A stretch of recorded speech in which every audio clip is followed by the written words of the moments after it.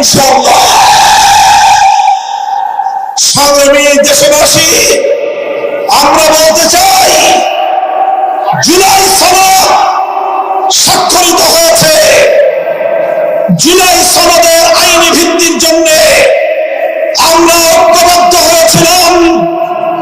আমাদের সেই ঐক্যের ভিত্তির উপর দাঁড়িয়ে জুলাই সনদের প্রাথমিকভাবে আইনি ভিত্তি কার্যকর হয়েছে, সরকারি আদেশ জারি হয়েছে। আমরা দাবি করেছিলাম জুলাই সনদকে চূড়ান্তভাবে আইনি ভিত্তি প্রদানের জন্য গণভোটের আয়োজন করতে হবে।